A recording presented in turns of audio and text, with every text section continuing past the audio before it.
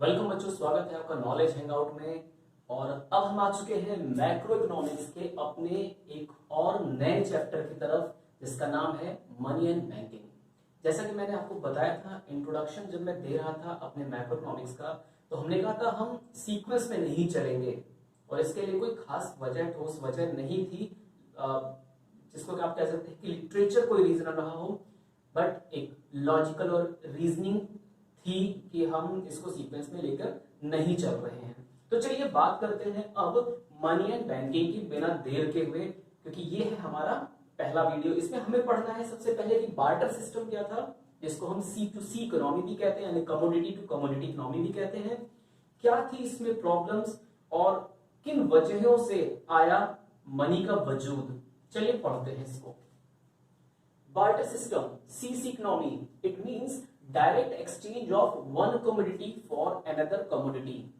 इसको आप इस तरीके से समझिए कि कई बार ऐसा होता है कि आप स्कूल में आपका जो टिफिन बॉक्स होता है वो थोड़ा सा मतलब यूजुअल होता है, जो डेली आप ला रहे हैं वही है।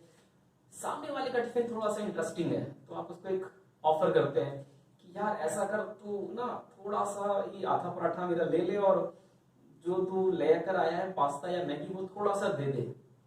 यहां पर क्या हो रहा है, आप एक पराठे के बदले में आप उससे थोड़ा सा पास्ता या मैगी चाहते हैं। सेम था आपका बार्टर सिस्टम, एक कम्युनिटी के बदले दूसरी कम्युनिटी को पाना या चाहना या एक्सचेंज कर लेना। देखने में बहुत आसान लगता है कि आपने एक सामान दिया, दूसरा सामान ले लिया, बट ये इतना आसान नहीं था। ये तब की बात है जब मानव सभ्यता ने इतना ज्यादा तरक्की नहीं की थी, इतना ज्यादा डेवलपमेंट नहीं हुआ था कि हम मनी के रूप में किसी चीज को हम एक्सेप्ट कर सकते। क्लियर? तो चलिए बात करते हैं कि इस बार्टर सिस्टम में क्या क्या समस्याएं थी।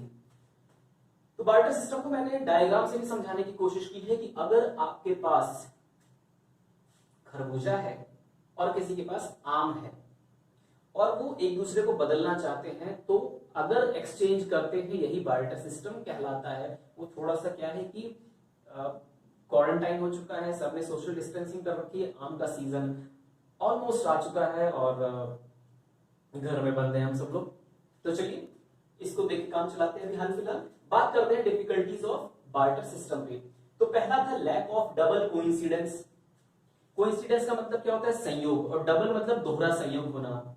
लेट्स से कि मेरे पास ये खरबूजा था, मुझे आम खाने का मन है, सामने वाला कोई ऐसा व्यक्ति मुझे ढूंढना है जिसके पास आम हो और उसको खरबूजे की जरूरत हो। इसी चीज को क्या कहते हैं, डबल कोइंसिडेंस। और ये हर जगह पर मिलना लगभग लगभग नामुमकिन था।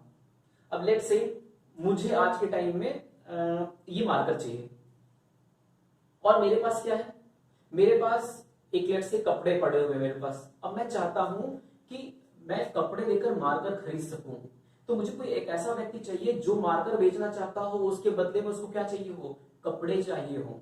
तो ऐसा कोइंसिडेंस होना वंस इन अ ब्लूम वाली कहानी होती थी। तो ये बहुत बड़ी डिफिकल्टी थी, लोग अपना प्रोडक्ट लेकर घुमा करते थे कि भाई साहब मुझे ये चाहिए, कोई इसके बदले देगा। तो ये सारी चीजें चल रही थी। उसके बाद है लैक ऑफ डिविजिबिलिटी। आज के टाइम में आप क्या करते हैं कि जैसे आप कोई सब्जी खरीदने गए, आपने पूछा भाई साहब क्या हिसाब है, शिमला मिर्च की बात कर लेते हैं। उसने कहा कि बेटा शिमला मिर्ची जो है 15 रुपए की 250 ग्राम है। आप 1 किलो लेने गए थे, आपके पास महज 30 रुपए हैं। अब आप क्या बोलेंगे कि भैया ऐसा करो कि अब 1 किलो तो नहीं हो पाएगा, आप 30 रुपए का आधा किलो कर दो।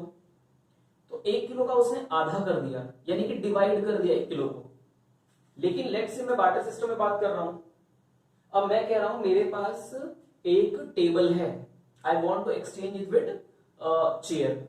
मुझे टेबल मेरे पास 2 थी, मैं चेयर चाहता हूं। अब ऐसा तो है नहीं कि मुझे चेयर छोटी मिल रही तो मैं आधी टेबल तोड़ के दे दूं, ले जा भाई, जब बड़ी चेयर लाएगा तो मैं आधा दे दूंगा table. It's not possible. Divisibility of product was not possible in barter system, that's why it is a difficulty here. Next one is lack of common major.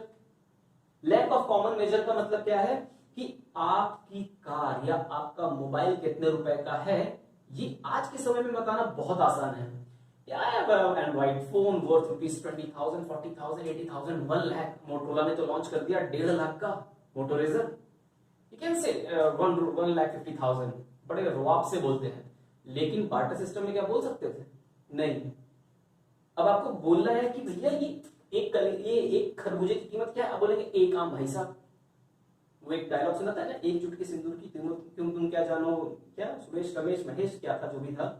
तो आज के टाइम में वही सवाल खड़ा हो जाता है बार्टर सिस्टम वाला कि एक चुटकी सिंदूर की कीमत तुम क्या जानो, क्योंकि उस टाइम पर कॉमन मेजर की प्रॉब्लम थी।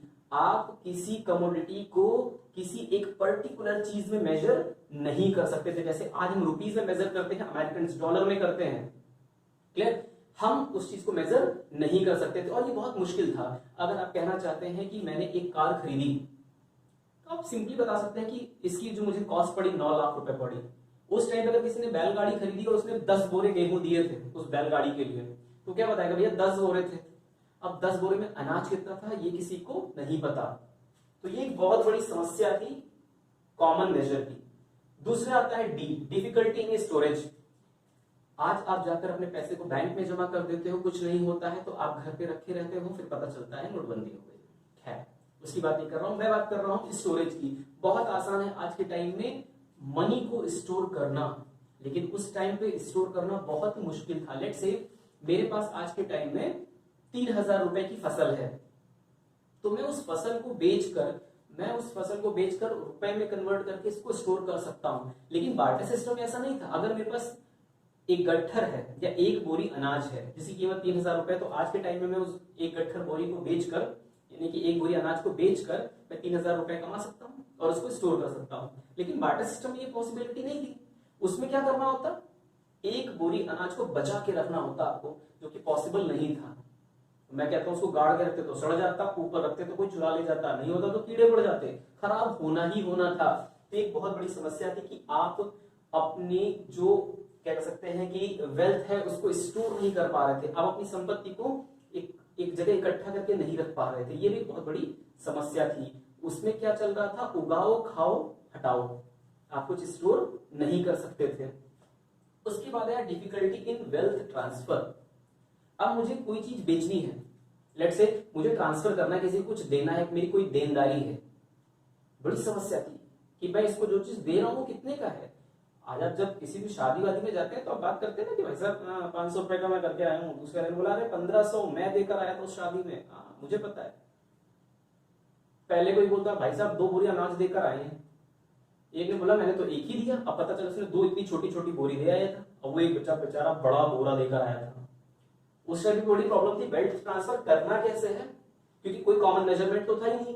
एक्चुअली ये जो वेल्थ ट्रांसफर वाली प्रॉब्लम नहीं, कॉमन मेजर से निकल कर आई थी। क्लियर? उसके बाद है problem in deferred payment. Deferred payment थोड़ा सा समझने वाली बात है बच्चों।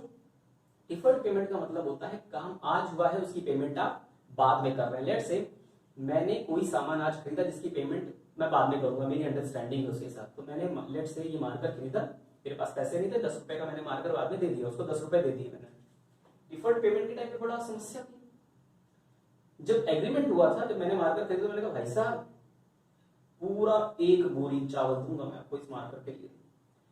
अब कल वो पलट गया, कह रहा भाई साहब आपने, मैं 1 बोरी चावल लेकर भी गया, वो कह रहा ना ये बोरी छोटी, मुझे बड़ी बोरी चाहिए, तुमने 1 बोरी कहा था, मुझे बड़ी बोरी चाहिए। मैंने कहा मैंने तो 1 बोरी कहा था, छोटी बड़ी तो बताया नहीं था। वो कह रहा मैं नहीं जानता। समस्या है। फिर कहां से आ रहा है, कॉमन मेजर से निकल के क्या आया, डिफर्ड पेमेंट, कि काम आज हुआ है उसकी पेमेंट बाद में करनी है, उसका वैल्यूएशन क्या होगा ये क्लियर नहीं था। आज के टाइम में क्या होता है, आपने घर बनवाया या आपने सोने के कोई चीज खरीदा, अंगूठी खरीदी या आपने कोई और लग्जरियस आइटम खरीदा, उसका पेमेंट आपको बाद में करना, आपको पता है आपको कितना पेमेंट करना है, उसमें कोई भी उतार चढ़ाव नहीं आने वाला है। It's a kind of future payment.